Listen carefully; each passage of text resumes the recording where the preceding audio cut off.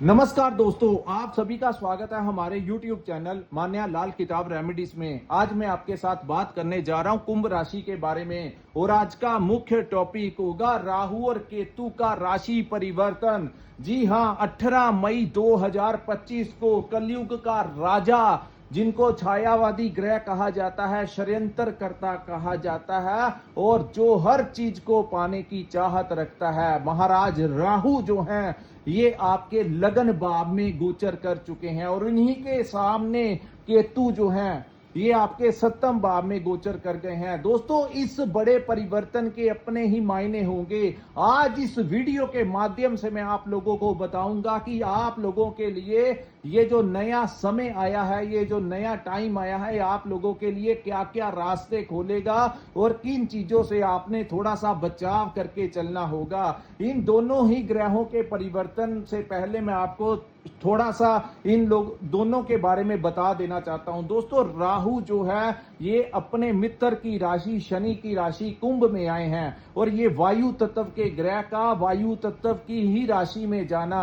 आप समझ सकते हैं। जब आप अपने किसी परम मित्र के घर में जाते हैं तो वहां आप बड़ा कंफर्टेबल जोन महसूस करते हैं, आप भी खुश होते हैं, आपका मित्र भी आपसे खुश होता है, आप उसमें जो टाइम होता है वो बहुत ही ज्यादा आप खुशियां लेकर आते हैं। सो राहु उस भाव में गए हैं, यानी कि आपकी ही राशि में आए हैं, अपने मित्र की राशि में आए हैं। ये क्या कर्तव्य कार्य करने वाले हैं यहाँ पे, और इन्हीं के ओपोजिट केतु आए हैं। केतु दोस्तों, इसके बारे में कहा जाता है ये ज्ञान को दर्शाते हैं, लेकिन केतु कहीं ना कहीं त्याग की भावना को भी दर्शाते हैं। ये दोनों ही, राहु हर चीज को पाने की चाहत रखता है तो केतु कहता है कि संसार जो है ये, इसमें सच्चाई कुछ नहीं है, इसमें आपको थोड़ा सा अलगाव। जो बड़े बड़े संत होते हैं जो दुनिया को छोड़ के अलग ही मार्ग पर चले जाते हैं, कहीं ना कहीं केतु इनकी लाइफ के ऊपर बड़ा प्रभाव देता है। इसी कारण ये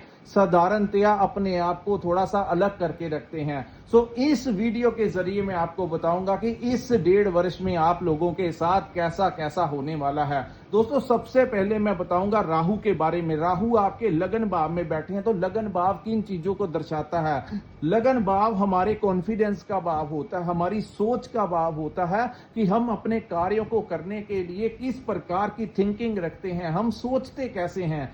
इसको हमारी आत्मा का भी भाव कहा जाता है। जो हमारा सर वाला हिस्सा, दिमाग वाला हिस्सा है, वहां पर उच्च का राहु होना कहीं ना कहीं आप लोगों के दिमाग में मैटेरियलिस्टिक चीजों को बढ़ाने वाला है। इस समय आपकी मानसिकता ऐसी होगी कि हर चीज जो है आपको ये बड़े बड़े सपने दिखाएगा, क्योंकि ये भ्रम भी पैदा करता है। ये छायावी ग्रह है, छल कपट इसको करना पसंद है। तो ऐसे में राहु का यहाँ पर आना आपके सपनों को बहुत बड़ा कर देगा। यानी कि अगर आपके पास आज बाइक है तो आपका सपना बन जाएगा कि मेरे पास गाड़ियां होनी चाहिए। अगर आप छोटे से घर में रहते हो तो ये आपको बड़े बड़े घर की सपने दिखाएगा। हर प्रकार से ये आपको बड़े बड़े सपने दिखाने की कोशिश करेगा और ये कोशिश ही नहीं, उन रास्तों की तरफ आपको लेकर भी जाएगा। और यहां पर क्योंकि इसको बड़ा डिप्लोमेटिक ग्रह कहा जाता है, जो शतरंज होती है, जो चेस होती है, वो जो लोग खेलते हैं उसमें बड़े दांव पेच लगते हैं। कभी जिंदगी में आगे बढ़ना पड़ता है, कभी अपने प्यादों को पीछे करना पड़ता है,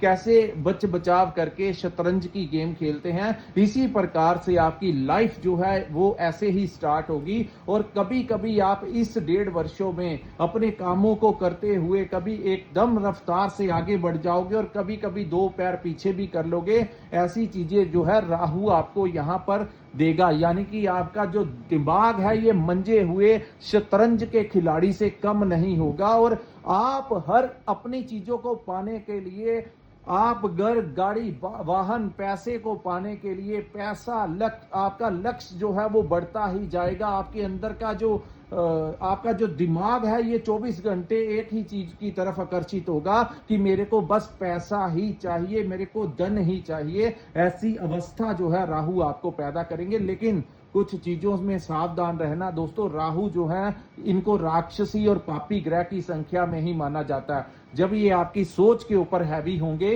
हालांकि ये आपके लिए धन के रास्ते खोलेंगे, आपको बड़ा कुछ देकर जाएंगे, लेकिन कभी कभी ये यही ग्रह आपको कुछ गलत गतिविधियों की तरफ भी आकर्षित कर सकते हैं। तो उन चीजों से सावधान रहना दोस्तों। हमारा कार्य है आप लोगों का मार्गदर्शन करना, ना कि आप लोगों को उन चीजों की तरफ प्रेरित करने के लिए कहना जो कि एक ना एक दिन गलत रास्तों पर लेकर जाती है। अभी तो बड़ा अच्छा लगेगा, दूर हर चमकती हुई चीज जो होती है वो हमेशा अच्छी ही नहीं होती। तो जो भी करना सोच समझ के धैर्य के साथ करना।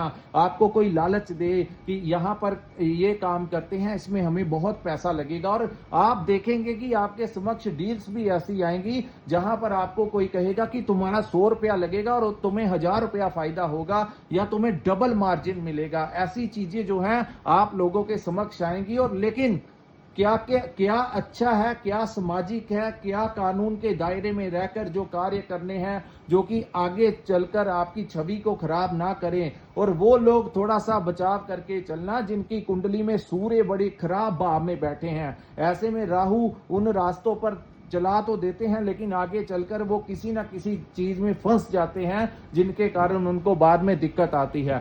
तो ये मेरी वीडियो बनाने का मकसद था कि आपको ये बहुत कुछ दिखाएगा। करना क्या है, अपने दिमाग के साथ धैर्य के साथ करना, क्योंकि ये दिमाग जो है ना ये अब राहु के कंट्रोल में हो गया है। सो किसी से राय ले लेना, नहीं तो ये आपके दिमाग को घोड़े की तरह यहां पर दौड़ाने की कोशिश करेगा। उसके बाद राहु की एक दृष्टि जो है आपके पंचम भाव के ऊपर पड़ेगी। 5th हाउस जो होता है हमारी संतान का भाव होता है, पंचम भाव जो होता है हमारे विवेक का भाव होता है, पंचम भाव हमारी लव लाइफ का, हमारी इन्वेस्टमेंट का, हमारे करियर का भाव होता है, स्टूडेंट्स स्टडी का भी यही भाव होता है। लेकिन अक्टूबर तक आपको थोड़ा सा बचाव करके चलना होगा क्योंकि यहां पर गुरु बैठे होंगे। तो गुरु का यहां पर बैठना आपकी संतान के साथ आपका विवाद खड़ा करवा सकता है। अक्टूबर तक आपको यही कहा जाता है कि किसी भी प्रकार से अपने संतान के किसी बिजनेस में आपने इन्वेस्ट नहीं करना है, वरना आपके पैसे जो हैं वो डुबा सकता है।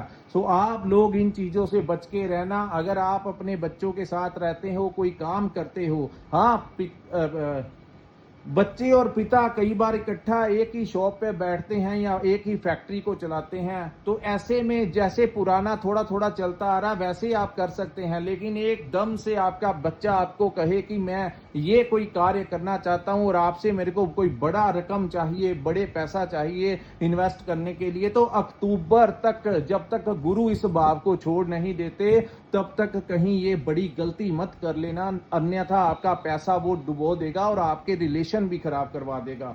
दूसरा, इस भाव को शिक्षा का भी भाव कहा जाता है। तो शिक्षा में आपकी थोड़ी सी डबल माइंडेड ये आपको करने की कोशिश करेंगे क्योंकि ये आपके विवेक का भाव है। और खास करके स्टूडेंट्स के लिए अगर कोई सब्जेक्ट आपको, कोई विषय आपको समझ नहीं आता तो आपको अपने गुरुजन से जाकर दोबारा से पूछ लेना चाहिए, तो आपके डाउट जो हैं वो क्लियर हो जाएंगे। तो स्किप नहीं करना है। अगर कोई चीज समझ नहीं आती तो ऐसा नहीं करना है कि चैप्टर ही छोड़ देना है, वो आपको बाद में परेशान करेगा।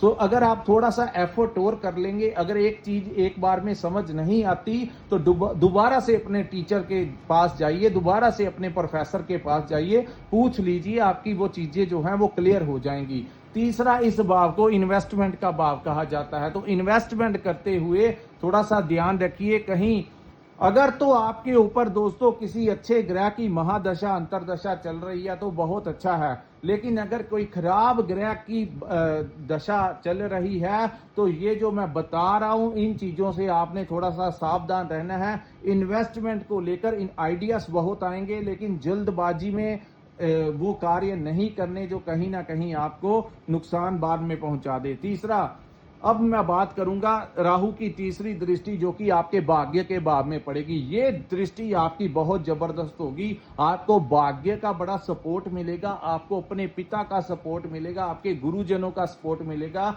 विदेश से आपको इस समय लाभ होने के बड़े चांसेस हैं। अगर कोई कनेक्शन आपका विदेश के साथ है, अगर आप इंपोर्ट एक्सपोर्ट का बिजनेस करते हैं या कोई ऐसा लेन देन करते हैं जिसका कनेक्शन विदेशी मुद्रा के साथ है, तो इस समय आपको दिन दुगनी रात चौगनी तरक्की होगी। ऑनलाइन काम करने वाले लोग, सोशल मीडिया के साथ जुड़े हुए लोग, जो क्रिएटिविटी का काम करते हैं, क्रिएटर हैं, एआई का काम करते हैं, जो नई टेक्नोलॉजी लॉन्च हुई है, रिसर्च का काम करते हैं, तो उन लोगों को बहुत बड़ा लाभ इस समय मिलने की संभावनाएं हैं। सो भाग्य में आ रही अड़चनें दूर होंगी और आप जिस कार्य की तरफ आगे बढ़ोगे आपके कार्य जो है वो बनने लगेंगे। यानी कि थोड़ी सी मेहनत से ही आपको ये बहुत कुछ इस समय प्राप्त करवा कर जाएंगे। अब हम बात करेंगे दोस्तों, ज्यादा किन चीजों से बचाव करके चलना है। केतु जो है वो आपके सप्तम भाव में आए हैं। यहां पर मैं आपको रिकमेंड करना चाहूंगा, क्योंकि केतु का सप्तम भाव में आना कहीं ना कहीं आपके पार्टनरशिप में अगर कोई काम करते हैं तो वहां पर कोई विवाद खड़ा करवा सकते हैं। कहीं ना कहीं आपको ऐसा महसूस करवाएंगे कि आपका जो बिजनेस पार्टनर है वो आपके साथ ऑनेस्ट नहीं है, कुछ ना कुछ वो छुपा रहा है, ऐसी आपकी मानसिकता वो बना देंगे। तो वो उन चीजों को, क्योंकि केतु का काम है त्याग करवाना, तो आपकी बनती हुई लंबे समय से चल रही पार्टनरशिप को ये खत्म करवा सकते हैं। तो आप लोगों को चाहिए कि इन चीजों का ध्यान रखिए। बिना चीजें को क्लियर नहीं जब तक आपके पास होंगी, तो अपने डाउट के, अपनी थिंकिंग के, अपने दिमाग से, अपने ही भ्रम में जाकर कोई इल्जाम मत लगा देना जब तक आपके पास स्पष्टीकरण नहीं, प्रूफ नहीं लग जाता। दूसरा, इस भाव को यहां पर मैं आपको रिकमेंड करूंगा कि आप अकेले ही काम कीजिए, आपके लिए वही बेहतर होगा। दूसरी बात, इस भाव को हमारे पार्टनर का भाव कहा जाता है। पार्टनर अकेला बिजनेस पार्टनर ही नहीं होता, हमारा लाइफ पार्टनर भी जो है वो भी हमारा पार्टनर ही होता है। तो 7 था, उसमें केतु का आना कहीं ना कहीं आप लोगों के लिए आपको ऐसा महसूस करवा सकता है कि आपका जो पार्टनर है, पति पत्नी में आपस में ऐसे संबंध क्रिएट करवा सकता है कि आपको ऐसा महसूस होगा कि आपका पार्टनर आपसे कुछ छुपा रहा है। आपको अपना पार्टनर जो है इन दिनों रहस्यमय लगेगा, आपको लगेगा कि ये कुछ ना कुछ मेरे से छुपाने की कोशिश कर रहा है, और वो चीजें आपके दिमाग में बढ़ती ही जाएंगी। क्योंकि राहु जो है वो फर्स्ट हाउस में बैठा है, कहीं ना कहीं वो नेगेटिविटी की तरफ भी आपको प्रेरित कर सकता है। तो मैंने जैसे कहा, इस समय आप लोगों को यही चाहिए, अपने रिलेशन खराब मत होने देना, लेकिन पार्टनर के ऊपर, पार्टनरशिप में बहुत ज्यादा ट्रस्ट करना भी इस समय आपके लिए बेहतर नहीं होगा। कोशिश कीजिए आप अपना जो पर्सनल लाइफ है उसको बड़ा मेंटेन करके चलिए। पर्सनल और प्रोफेशनल लाइफ में आपको मेंटेनेंस करके ही चलना होगा, अन्यथा रिलेशन में आपके केतु जो है वो त्याग के देवता है, तो त्याग जो है वो करवा सकते हैं। तो यहां पर मैं आपको एक बात बताऊंगा, छोटी छोटी बातों को लेकर बड़े बड़े डिस्प्यूट पैदा करना कहीं ना कहीं इन ऑफर्स को ठुकरा देगा, और आप अपने घर के झंझटों में, पार्टनर के साथ विवादों में ही रह जाएंगे और अपना अच्छा समय जो आया है उसको आप छोड़ देंगे। तो यहां पर मैं आपको यही कहूंगा कि जितना कोशिश कीजिए, जितनी मेहनत आप कर सकते हैं, इस राहु की एडवांटेज लीजिए। यही राहु आपको, अगर इसके अनुसार अगर आप आगे बढ़ेंगे तो बहुत बिजनेस में, नौकरी में बहुत अच्छी तरक्की आपको मिल जाएगी। लेकिन अगर आप अपने पार्टनर के साथ विवादों में जाकर ही फंसते रहे तो कहीं ना कहीं आप लोगों के ऊपर आया हुआ समय कब ऊपर से निकल जाएगा आपको समझ नहीं लगेगा। सो कर्म आपको करना है, कर्म करते रहना, आगे बढ़ते रहना, छोटी छोटी चीजों को अवॉइड करना, ताकि आपके घर परिवार में कोई ऐसा प्रभाव ना पड़े जो कि आने वाले जीवन में आपके लिए और भी संघर्ष जो है उत्पन्न कर सके।